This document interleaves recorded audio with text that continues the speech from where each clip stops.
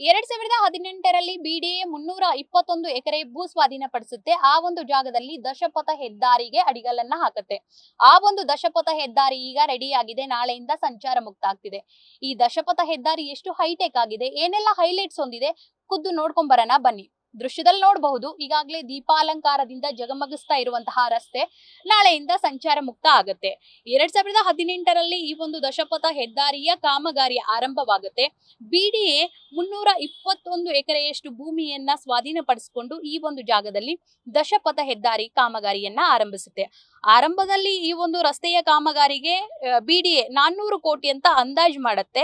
So ವಿಳಂಬ ಮತ್ತೆ ಕಾರಣಾಂತರಗಳಿಂದ ಈ ಒಂದು ಕಾಮಗಾರಿ ಕಂಪ್ಲೀಟ್ ಆಗ್ಲಿಕ್ಕೆ ಸುಮಾರು 631 ಕೋಟಿಯಷ್ಟು ಹಣ ಖರ್ಚಾಗಿದೆ.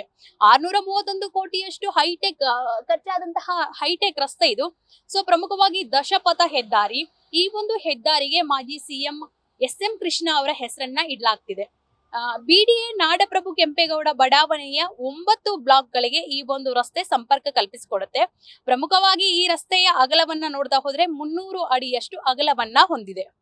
ಈ ಒಂದು ರಸ್ತೆಯ ಹೈಲೈಟ್ಸ್ ಏನಿದಾವೆ, ಪ್ರಮುಖವಾಗಿ ಈ ಒಂದು ರಸ್ತೆ ದಶಪಥ ಹೆದ್ದಾರಿಯಾಗಿದ್ದಾವೆ. ಅಂದ್ರೆ 10 ರಸ್ತೆಯನ್ನ ಹೊಂದಿದಾವೆ. 10 ಕಿಲೋಮೀಟರ್ನಷ್ಟು ದೂರವನ್ನ ಹೊಂದಿದೆ. ಪ್ರಮುಖವಾಗಿ ಈ ಒಂದು 10 ಕಿಲೋಮೀಟರ್ ದೂರ ಸಿಗ್ನಲ್ ಮತ್ತೆ ಟೋಲ್ ಮುಕ್ತ ಸಂಚಾರಕ್ಕೆ ಅವಕಾಶ ಇದೆ. ಈ ಒಂದು ರಸ್ತೆಯಲ್ಲಿ ಚಲ್ಲಘಟ್ಟ ಮೆಟ್ರೋದಿಂದ ಕಡಬಗೆರೆ ಕ್ರಾಸ್ ವರೆಗೂ ಈ ಒಂದು 10 ಕಿಲೋಮೀಟರ್ ಸಂಚಾರವನ್ನ ಟ್ರಾಫಿಕ್ ಫ್ರೀ ಆಗಿ ಸಂಚಾರವನ್ನ ವಾಹನ ಸವಾರರು ಮಾಡಬಹುದು. ಸುಮಾರು 631 ಕೋಟಿ ವೆಚ್ಚದಲ್ಲಿ ಈ ಒಂದು ರಸ್ತೆ ನಿರ್ಮಾಣ ಆಗ್ತಿದೆ. ಈ ರಸ್ತೆಯಲ್ಲಿ ಈಗಾಗಲೇ 3 ಅಂಡರ್ ಪಾಸ್, 64 ಕಿರು ಸೇತುವೆ ಜೊತೆಗೆ ಕೆಳ ಸೇತುವೆ ಕೂಡ ಹೊಂದಿದಾವೆ. ಪ್ರಮುಖವಾಗಿ 250 ಮೀಟರ್ನಷ್ಟು ಸುರಂಗ ಮಾರ್ಗ ಕೂಡ ಹೊಂದಿದೆ.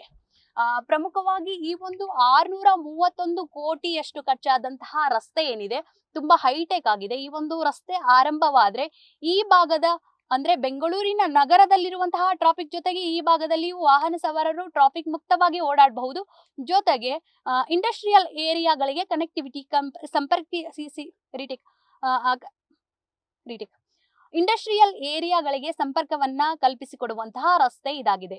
ಒಟ್ಟಾರೆ ಈ ಭಾಗದ ರಸ್ತೆ ಓಪನ್ ಆಗಿರೋದು ಬೆಂಗಳೂರಿಗೆ ಸಿಹಿ ಸುದ್ದಿ ಅಂತ ಹೇಳ್ಬೋದು. ಕ್ಯಾಮರಾ ಪರ್ಸನ್ ಪ್ರಶಾಂತ್ ಜೊತೆ ಸಬಿತಾ ರಾಮಚಂದ್ರ, ನ್ಯೂಸ್ ಫಸ್ಟ್ ಬೆಂಗಳೂರು.